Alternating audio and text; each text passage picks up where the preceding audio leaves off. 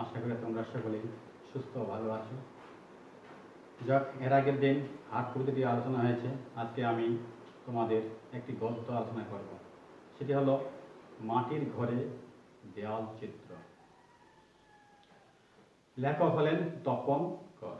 মাটির ঘরে দেওয়াল চিত্র মানে আগেকার দিনে সাধারণত এখনো দেখা যায় আদিবাসী শ্রেণীতে যে মাটির ঘরে তারা বিভিন্ন ধরনের নকশা করে, এটাকে বলা হয়েছে যে মাটির ঘরে দেওয়াল চিত্র। সেই চিত্রের মাধ্যমে তারা বাড়িঘরগুলো সাজাতেন বিভিন্ন উৎসবে। তো যাক, তপন কর সম্পর্কে আমি একটু কিছু বলি। তপন কর একজন শিল্পচর্চার মানুষ। তিনি ভারতীয় শিল্পকলা, বাংলার শিল্পকলার উপর চর্চা করছেন, গবেষণা করছেন। তিনি 1954 খ্রিস্টাব্দে হাওড়া জেলার কুলগাছিয়ায় জন্মগ্রহণ করেন। তিনি সরকারি আর্ট কলেজ থেকে 5 বছরের ডিপ্লোমা করেন এবং তিনি এরপর তিনি 1979 সালে বাংলা ভাষা ও সাহিত্যে এমএ পাশ করেন। তিনি বর্তমানে সরকারি বিদ্যালয়ে শিল্প শিক্ষক হিসাবে নিযুক্ত আছেন। তিনি বহু গ্রন্থ লিখেছেন, তার মধ্যে অসামান্য মানভূমি, ছবি আঁকতে শেখা ইত্যাদি। আমাদের যে পাঠ্যাংশটি সেটি হলো তার মাটির ঘরে দেওয়াল চিত্র প্রবন্ধ থেকে নেওয়া হয়েছে। এবার আসি পাঠ প্রসঙ্গে। আমরা যে লেখাটি পড়ব, মাটির ঘরে দেওয়াল চিত্র, আমাদের ভারতীয়দের যে ঐতিহ্য, সেখানে ভারতীয় জাতি হিসাবে যে আমাদের পরিচয়, তার মধ্যে শিল্পকলা একটি।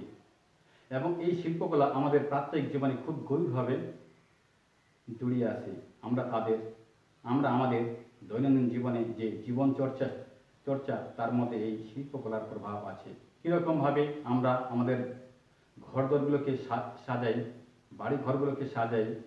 এই বাড়ি ঘরগুলোকে সাজানোর মধ্যে আমাদের যে পরম্পরা, আমাদের যে ঐতিহ্য, আমাদের যে লোক সংস্কৃতি, আমাদের যে ধর্ম, তার এক গভীর প্রভাব লক্ষ্য করি। এই দেয়াল চিত্রের মাধ্যমে আমরা জাতি ধর্ম সম্প্রদায় সম্পর্কে জানতে পারি।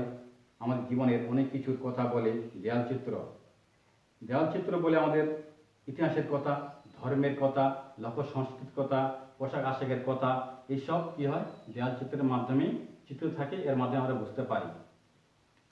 আমাদের ভারতীয় উপজাতিরা সাধারণত এই দেয়াল চিত্র এঁকে থাকেন। এবার যাই মূল পাঠ্যাংশে, লাইন বাই লাইন বোঝার চেষ্টা করবো। তোমরা অবশ্যই ভালো করে সেটা বোঝার চেষ্টা করবে। মাটির ঘরে দেওয়াল চিত্র, তপন কর।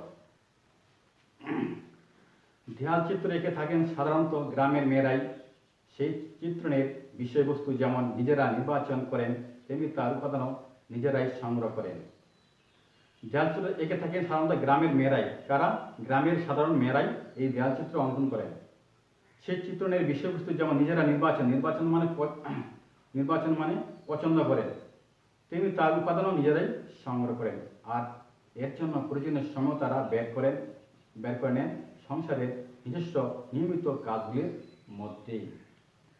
অর্থাৎ সংসারের বিভিন্ন কাজ থাকা সত্ত্বেও তারা একটা সময় বের করে নেন কি জন্য? বিভিন্ন ধরনের উৎসবে এই দেওয়াল চিত্রগুলো আঁকার জন্য। লোকে যাকে চলতি ভাষায় পুরুলিয়া বলেন, সাধু ভাষায় বলেন পুরুলিয়া, সেই জেলাকে কেন্দ্র করে একটা বিস্তীর্ণ অঞ্চল জুড়ে লোকসমাজে দেয়ালে ছবি আঁকার চল আছে। অর্থাৎ পুরুলিয়াকে সাধু ভাষায় বলে পুরুলিয়াকে সাধু ভাষায় বলে পুরুলিয়া, সেই জেলাকে কেন্দ্র করে একটা বিস্তীর্ণ বিশাল অঞ্চল জুড়ে লোকসমাজে কি প্রচলিত আছে? প্রচলন আছে দেয়ালে ছবি আঁকার একটা প্রচলন আছে। পূর্বতন মানে পূর্বে মানভূম জেলার ভৌগোলিক সীমাটিকেই বাংলার দেওয়াল চিত্র চর্চার পীঠস্থান বলা যায়। অর্থাৎ মানভূম জেলাটা পীঠস্থান মানে কেন্দ্রভূমি, এই জেলাটা হচ্ছে পীঠস্থান মানে কেন্দ্রভূমি, দেওয়াল চিত্র আঁকার পীঠস্থান বা কেন্দ্রভূমি। এর সঙ্গে যুক্ত সংলগ্ন জেলা মেদিনীপুর, বাঁকুড়া, বর্ধমান জেলার পশ্চিমাংশ, বীরভূম জেলাতে প্রচুর দেওয়াল চিত্র হয়ে থাকে। অর্থাৎ এই পাশাপাশি কয়েকটি জেলা আছে, এগুলোতেও কি হয় দেওয়াল চিত্র এঁকে থাকেন। মানভূমি সাঁওতাল, অসুর, ভূমিজ, মুন্ডা, ওরাও খেড়িয়া, শবর, কল, বীরহর প্রভৃতি আদিবাসী গোষ্ঠীর মানুষের বসবাস থাকলেও এদের মধ্যে মাটির ঘর তৈরি তথা দেয়াল চিত্রের ক্ষেত্রে সাঁওতালরাই অগ্রসর। বিভিন্ন উপজাতি থাকলেও তার মধ্যে সাঁওতালরা এই ব্যাপারে অগ্রণী ভূমিকা পালন করে। পাশাপাশি ভূমিস্থ খেড়িয়াদের চিত্রণও যথেষ্ট উন্নত। পাশাপাশি ভূমিস্থ এবং খেড়িয়া উপজাতিরাও ভালো একটা দক্ষতার সহিত দেয়াল চিত্র অঙ্কন করে থাকেন।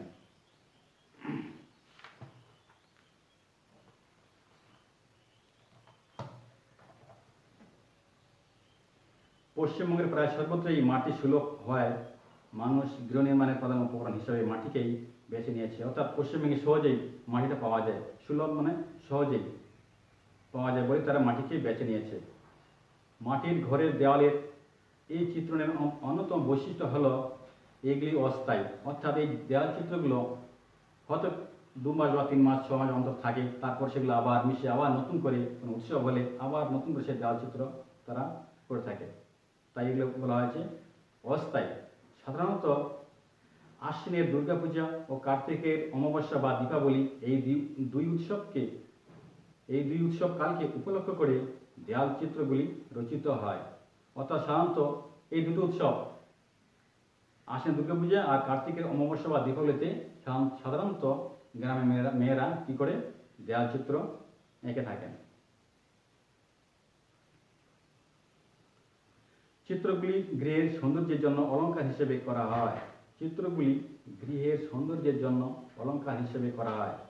সাধারণভাবে লালচে গৃহমাটি বা গৈরিক বনের মৃত্তিকায় গৃহফল চুবিয়ে গৃহদ্বারের শীর্ষে ও 2 পাশে ছাপ দেওয়ার কথা বাংলার কৃষিজীবী সমাজে প্রায় সর্বত্রই দেখা যায়।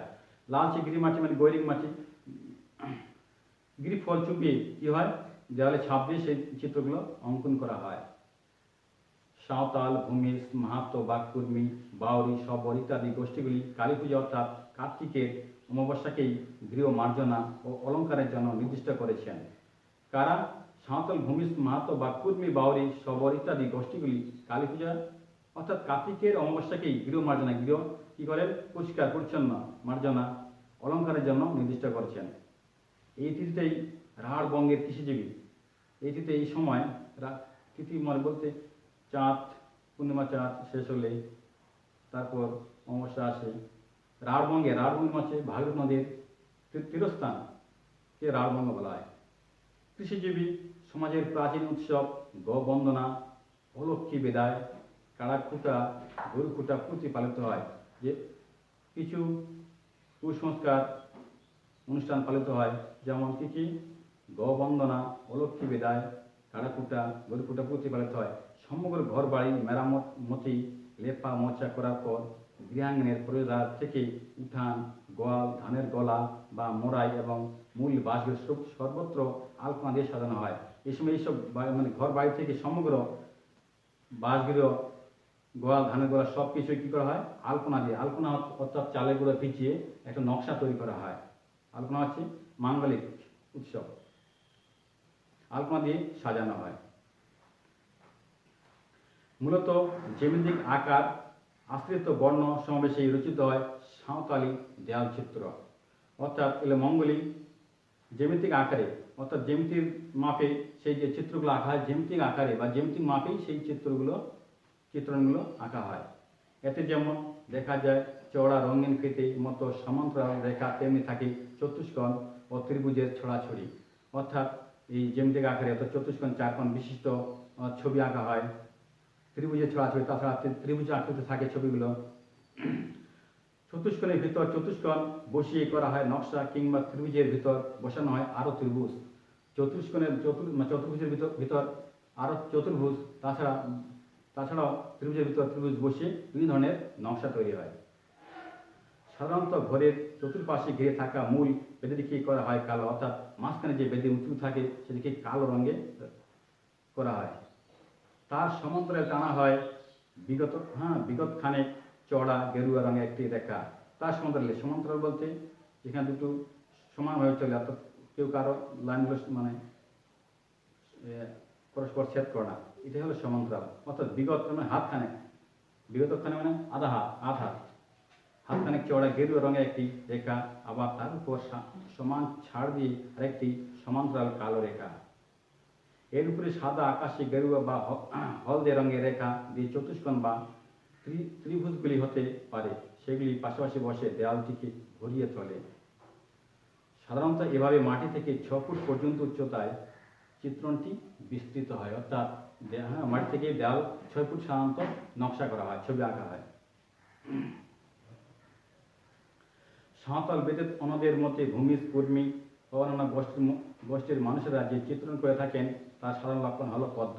সাঁওতাল ছাড়াও যারা আরও যে উপজাতির আছে তাদের আরেকটা চিত্রণ থাকেন, তাদের মূল লক্ষ্য হলো পদ্ম ফুলকে ফুটিয়ে তোলা। একটা বৃত্তের পরিধিতে যে কোনো বিন্দুকে কেন্দ্র করে আরেকটি বৃত্ত টানলে পরিধির উপর যে ছেদ বিন্দু দ্বয় পাওয়া যায় তার উপর পুনরায় কেন্দ্র করে ক্রমাগত বৃত্ত টান থাকলে ক্রমে একটি পদ্মের রেখাচিত্র পাওয়া যায়। অর্থাৎ পদ্মটা কীভাবে আঁকা হয় সেটাই তার বিবরণ দিয়েছে। অর্থাৎ যেমন একটা বৃত্তের পরিধিতে যে কোনো বিন্দুকে কেন্দ্র করে আরেকটি বৃত্ত টানলে পরিধির উপর যে ছেদ বিন্দু দ্বয় পাওয়া যায় তার উপর পুনরায় কেন্দ্র করে ক্রমাগত বৃত্ত টানতে থাকলে ক্রমে একটা পদ্মের রেখাচিত্র পাওয়া যায়। এই পদ্মের পাপড়িতে বিচিত্র বর্ণের হয়। এই পদ্মের পাতাগুলো কি বিভিন্ন রঙের হয়। কখনো কখনো দেখা যায় একটা টব বা কলস থেকে ফুলের গাছটি উঠে আসছে এবং দুপাশে শাখা ছড়িয়ে শাখার আগায় ফুল ফোটাচ্ছে। দেখা যাচ্ছে কতগুলো কি হয়, এখানে একটা টব বা কলস থেকে ফুলের গাছ ফুটে আসছে, উঠে আসছে এবং দুপাশে শাখা ছড়িয়ে শাখার আগায় ফুল ফোটাচ্ছে, এরকম চিত্র দেখা যায়। সেখানে বিকশিত পুষ্পটি সদল বলেই বোঝা যাচ্ছে। অর্থাৎ এখানে যে পুষ্পিত ফুলটি সাধারণত কি মনে হচ্ছে, পদ্ম, শতদল মানে পদ্মই বোঝা যাচ্ছে। এই পদ্মটিকে মানভূমি দেয়াল চিত্রের প্রতীক বলা হয়। এই পদ্মটাই হলো মানভূমি দেয়ালার প্রতীক বা নিদর্শন। এর পাশাপাশি অপর যে বিষয়টিকে গুরুত্ব দেওয়া হয় তা হলো মরকঝুঁটি। এর পাশাপাশি আরেকটা বিষয় সেটা হলো মরকঝুঁটি। এটি খুবই জনপ্রিয় এবং বিশেষত্বপূর্ণ, খুবই গুরুত্বপূর্ণ। যখন মরকঝুঁটিকে চালচিত্রের মধ্যে স্থাপন করে অন্যান্য মোটিভ সংযুক্ত করে জড়োয়া সাজ করা হয়। অর্থাৎ মোটিভ মানে বিভিন্ন ধরনের ফুল সাজিয়ে সেটাকে মোটিভ করা হয়। জড়োয়া অর্থাৎ মণিমুক্ত খচিত সাজে জড়োয়া সাজ করা হয়, তখন বলা হয় মরকঝুঁটি ঝাড় বা মুরগা ঝাড়। চালচিত্রটির ধারে ধারে সারিবদ্ধ থাকে উদীয়মান সূর্যের নকশা। ওই চালচিত্রের ধারে কি থাকে, বিভিন্ন ধরনের সূর্য উঠছে এরকম একটা নকশাও থাকে, উদীয়মান সূর্যের নকশা। সূর্যগুলি ফাঁকে ফাঁকে উঠে আসে একটি করে আটফোঁটা পদ্ম। ওই সূর্যগুলির পাশ দিয়ে মনে হচ্ছে কোনো কিছু নকশাগুলো আটফোঁটা পদ্মের মতো নকশা ফুটে আসছে। এর বাইরে যে শূন্যস্থান পড়ে থাকে সেখানে বসানো হয় নানা রকমের ছোট ছোট মোটিভ, বিভিন্ন ধরনের নকশা ফুল। সেগুলির মধ্যে পদ্ম তো থাকেই, তার সঙ্গে ইস্কাবন, হরতনের চিহ্ন সাধারণ। এগুলোর সঙ্গে কি ইস্কাবন মানে বিভিন্ন তাসের যে প্রকার, বিভিন্ন তাসের যে নকশা থাকে, বিভিন্ন তাসের যে রং কালার থাকে সেগুলোকে বলা হয় ইস্কাবন, হরতনের চিহ্ন। ও সাধারণত লতা পাতা, পাখি, মোর ইত্যাদি থাকে। এই চিত্রের মধ্যে পাখি, পশু, ফুল পাখি ইত্যাদিও থাকে। উল্লেখ্য, এই ধরনের বিস্তৃত আকারের ছবি যেমন লাল, নীল, সাদা, গেরুয়া ইত্যাদি বিচিত্র বর্ণের সমাবেশ আঁকা হয়, তেমনি বর্ণ ছাড়াও আঁকা হয়। বিভিন্ন ধরনের রঙের হলেও কিছু কিছু বর্ণ ছাড়াই আঁকা হয়। অত্যন্ত মসৃণভাবে নিকানো দেয়ালে অপেক্ষিত হালকা রঙের বেলেমাটি, নিকানো মানে হচ্ছে লেপন করা, সেখানে পরিষ্কার করা। অত্যন্ত মসৃণভাবে নিকানো দেয়ালে অপেক্ষাকৃত হালকা রঙের বেলেমাটি গলা দিয়ে নাতা দেওয়া হয়। অর্থাৎ বেলেমাটির গলা দিয়ে নাতা, অর্থাৎ বেলেমাটির গলা মাটির মতো একটা হালকা গলিয়ে সেটাকে দেওয়ালে দেওয়া হয়। এটি মাটির রঙ ঈষৎ হলদে ভাব, সাদাটে বলে এই মাটির স্থানীয় নাম দুধে মাটি। এই মাটির প্রলেপটি ভিজে থাকতে থাকতেই এর উপর হাতের আঙুলের ডগা দিয়ে দাগ টেনে এঁকে দেয় ছবি। অর্থাৎ হাতের আঙুল দিয়ে সেগুলো বিভিন্ন ধরনের ছবি আঁকা হয়। বিষয় হিসাবে পূর্বে বর্ণিত মরকঝুঁটি ঝাড় তো থাকেই, তার সঙ্গে কদম ফুলের ঝাড়, শালুক লতা ও প্রায়শ চোখে পড়ে। এইসব ছবিগুলো সাধারণত দেয়ালচিত্রে এঁকে থাকেন।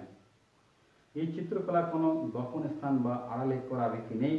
এটা সাধারণত গোপনের বা কোনো আড়াল জায়গায় সেটা করা হয় না, বরং দূর থেকে দৃশ্য হিসাবে মানানসই হবেই এমনভাবে দেওয়ালে নির্বাচন করা হয়, এগুলো দূর থেকে দেখা যায় সেরকম দেওয়ালেই সাধারণত মেয়েরা করে থাকেন।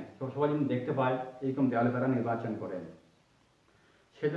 সেজন্য শুধু বাসগৃহের দেয়াল নয়, প্রাচীর, গত্র কিংবা অন্য যে কোনো রকম ঘরের দেয়ালও নির্বাচিত হয়। অর্থাৎ শুধু ঘর বাসগৃহে নয়, যে কোনো দেয়াল আছে, যে দেয়ালগুলো দৃশ্যমান, যে দেয়ালগুলো দেখা যায়, দূর থেকে এই ছবিগুলো দেখা যায়, সেখানে সাধারণত এই চিত্রগুলো এঁকে থাকেন।